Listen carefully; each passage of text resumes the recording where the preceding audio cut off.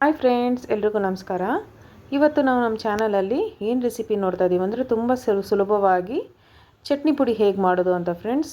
ಇದಕ್ಕೆ ಬೇಕಾಗಿರುವಂಥ ಸಾಮಗ್ರಿಗಳು: 1 ಕಪ್ಪಷ್ಟು ಹುರ್ಗಡ್ಲೆ, 3/4 ಕಪ್ಪಷ್ಟು ಕಡಲೆ ಬೀಜನ ಹುರಿದು ಇಟ್ಟಿದ್ದೀನಿ, ಉಪ್ಪು ನಿಮ್ಮ ರುಚಿಗೆ ತಕ್ಕಷ್ಟು, 10 ಎಸಳಷ್ಟು ಬೆಳ್ಳುಳ್ಳಿ, ಅರ್ಧ ಟೇಬಲ್ ಸ್ಪೂನಷ್ಟು ಅಚ್ಚ ಖಾರದ ಪುಡಿ.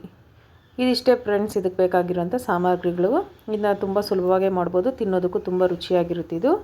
ಇದಕ್ಕೆ ಮೊದಲಿಗೆ ನಾವಿಲ್ಲಿ ಒಂದು ಮಿಕ್ಸಿ ಜಾರ್ಗೆ ನಾವು ತೆಗೆದಿಟ್ಟಿರೋಂಥ ಹುರ್ಗಡ್ಲೆ, ಕಡಲೆ ಬೀಜ, ಉಪ್ಪು ನಿಮ್ಮ ರುಚಿಗೆ ತಕ್ಕಷ್ಟು, ನಾನಿಲ್ಲಿ ಒಂದು 1/4 ಟೀ ಸ್ಪೂನಷ್ಟು ಪುಡಿ ಉಪ್ಪು ಹಾಕ್ತಾಯಿದ್ದೀನಿ, ಅಚ್ಚ ಖಾರದ ಪುಡಿ ಒಂದು ಅರ್ಧ ಟೇಬಲ್ ಸ್ಪೂನಷ್ಟು. ಇದೆಲ್ಲ ಹಾಕಿ ಚೆನ್ನಾಗಿ ನೈಸಾಗಿ ರುಬ್ಕೊಳ್ಳೋಣ ಫ್ರೆಂಡ್ಸ್. ನೋಡಿ, ಈ ರೀತಿ ಚೆನ್ನಾಗಿ ನೈಸಾಗಿ ರುಬ್ಕೊಂಡ್ರೆ ಸುಲಭವಾದಂಥ ಚಟ್ನಿ ಪುಡಿ ರೆಡಿಯಾಗಿದೆ. ಇದು ನಿಮಗೆ ಇಡ್ಲಿ, ದೋಸೆ ಇದೆಲ್ಲದ್ರ ಜೊತೆಗೂ ತುಂಬ ಚೆನ್ನಾಗಿರುತ್ತೆ ಫ್ರೆಂಡ್ಸ್. ನೀವು ಇದಕ್ಕೆ ತುಪ್ಪ ಆಗಲಿ ಇಲ್ಲ ಎಳ್ಳೆಣ್ಣೆ ಆಗಲಿ ಹಾಕ್ಕೊಂಡು ತಿಂದರೆ ತುಂಬ ರುಚಿಯಾಗಿರುತ್ತೆ. ಅನ್ನದ ಜೊತೆಗೂ ಚೆನ್ನಾಗಿರುತ್ತೆ ಫ್ರೆಂಡ್ಸ್ ಇದು.